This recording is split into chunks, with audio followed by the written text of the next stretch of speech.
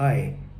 To continue from the previous video on co-authored and co-edited books from the Academy of HRD as well as from IIM Ahmedabad, I must mention that by the time we were publishing HRD newsletter, a lot of conference papers were available, and there was a need for putting some of these things together.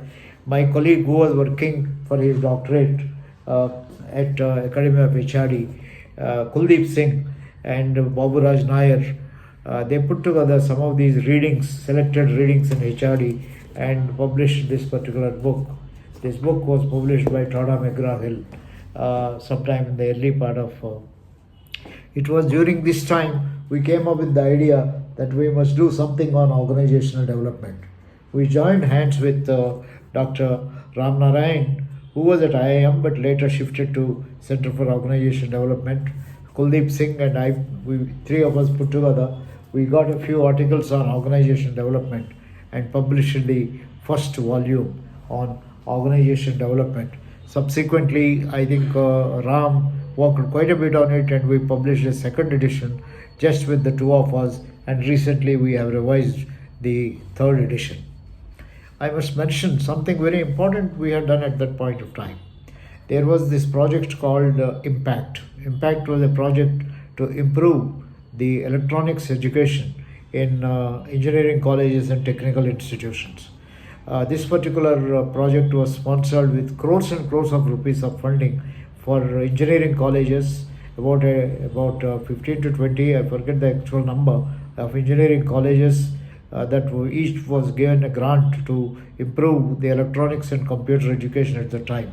Also, some polytechnics were given, and IIT Bombay and IIT Delhi and Indian Institute of Science, three institutions were treated as their resource centers, and the Department of Electronics was coordinating this.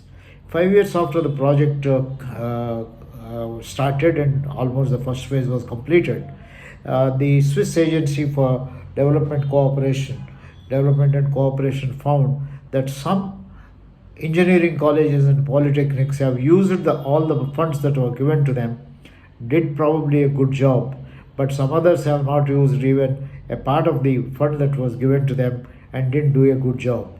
So they invited TVRLS, the company where I just started it, to study what are the reasons why some institutions use the fund, which actually is an indicator of how well have you institutionalized the innovations.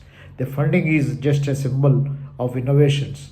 Innovations means you develop software, you develop hardware, you train your lab assistants, get some equipment, and train your faculty, also establish good linkages for employment and so on. It's a very comprehensive kind of a project. So this resulted in our visiting number of these institutions which have done a marvelous job, and institutions which have not used funds at all. So institutions that are very innovative and institutionalized innovation versus those who are not innovative at all.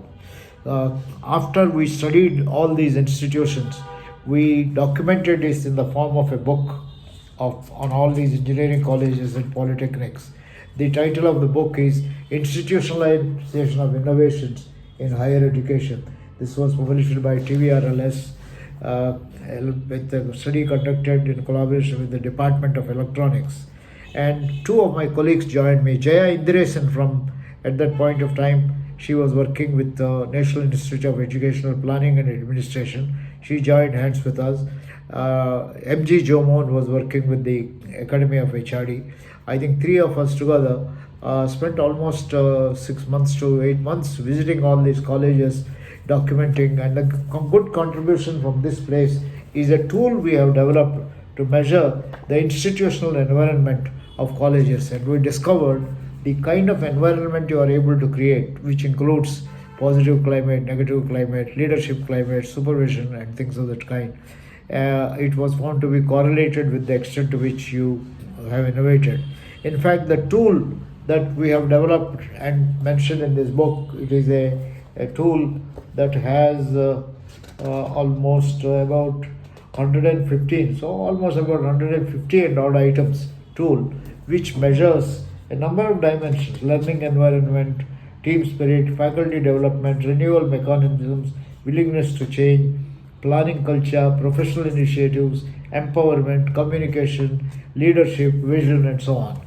This tool I have been promoting for the last 15-20 years for educational institutions to use this, measure their inside climate, and see what improvements can they make so that you can have the very positive, proactive, empowering, and development leadership promoting institutional environment and so on.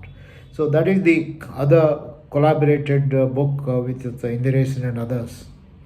During the time, I think when we started, Ravi Mathai died in the year 1984, and then that got me to get back to IIM Ahmedabad from XLRI in the year 85. Once I joined back, because Ravi and I were doing a lot of interesting work in education along with other people, we wanted to start something in his memory.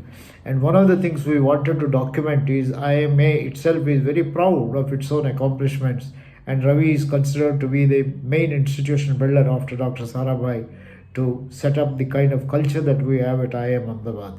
So Ranjit Gupta and Ranjit was handling the Ravi Mathai Center for Educational Innovations. For some time I also became the chairman of that. We together planned to document the experiences of initial years of all faculty. So we said institution building experiences of IMA. We brought out a volume consisting of articles by all those who, many of them are not anymore living, people like Professor M.N. Vora, Professor Samuel Paul, Professor V.S. Vyas, Professor S.K. Bhattacharya, and a number of other professors have written articles on their experience of working in IIM, what they got excited and so on. This is available in a volume, first volume. Subsequently, we made the second volume also. That was in the year about 1992 or 93. So the first volume covers the first 20 years. The second volume covers the next 20 years. And then during the Golden Jubilee year, Vijay Shri Chand and myself, two of us got together and compiled another volume, Nurturing Excellence, the Case of Indian Institute of Management, Ahmedabad. This volume is also available in IIMA archives. All the three volumes, for those of you interested, can go to IIM archives. Institution Building, IIMA Experience, Volume 1, Volume 2, and Volume 3, Nurturing Excellence. The third volume has interesting articles.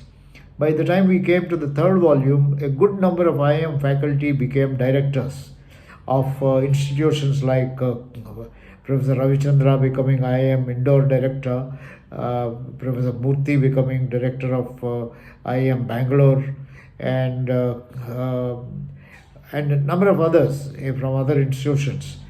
Professor Raghuram later, I think, becoming Director, going to start a university. We gathered all the experiences of these people, including Professor Kalro and a number of others, and put them into articles. What are some of the striking features of IIM Ahmedabad? This is a very good volume. I'm sure that you will enjoy this particular volume. Friends, I think these are just a few that I have mentioned. One particular book I must mention in this context is what we have done, because this year happens to be centenary year of Uday Parikh. Both Dr. Anil Khandelwal and I together decided that we should publish something in memory of Dr. Uday Parikh. Uday Parikh died in the year 2010 at the age of 85 years, and we thought we should make as a tribute to him. So we collected a number of articles. We wrote to a large number of people, those who have obliged and sent articles. I think you find their articles in this book, HRD, OD, and Institution Building, Essays in Memory of Uday Parikh. This was published edited by me and Anil Khandelwal and published by Sage. This has gone through another edition now. After Sage closed its books, I think we requested Atlantic Publishers in New Delhi to publish this. So this is the other co-edited book by Khandelwal and me. I've already covered my books with the jointly authored books with Dr. Uday Parikh, but in this two editions, I only wanted to communicate that no effort can be complete and can do justice to the field if you are working alone. I think you have to join hands with somebody else.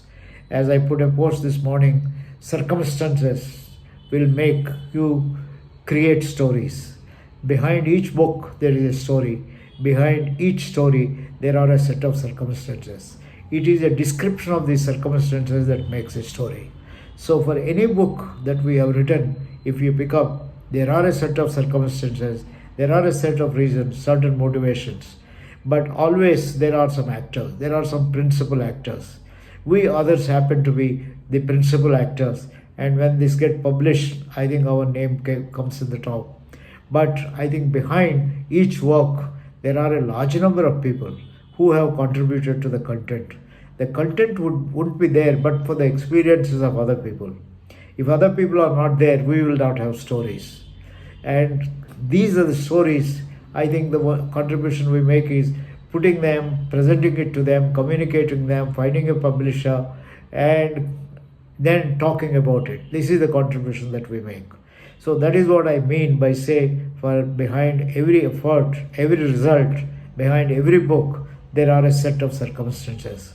It is these circumstances that will make it an interesting story. And when you read the story, like when you see a film, you learn quite a bit about a number of other characters, not about the authors.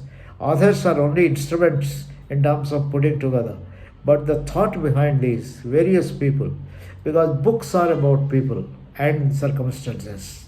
And when you understand the people and the circumstances, you can have better control over circumstances and our people. And that is the way life goes on.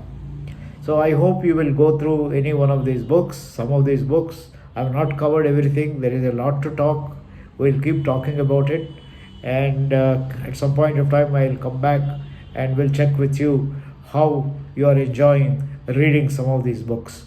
For Uday Parikh centenary celebrations, which are beginning now, I am suggesting to people, pick up any one of Uday Parikh's books, any one of them, singularly authored or co-authored, or papers, and somebody should read and communicate what have you learned from this, examine this, reflect about it, what is the relevance of this in the contemporary society.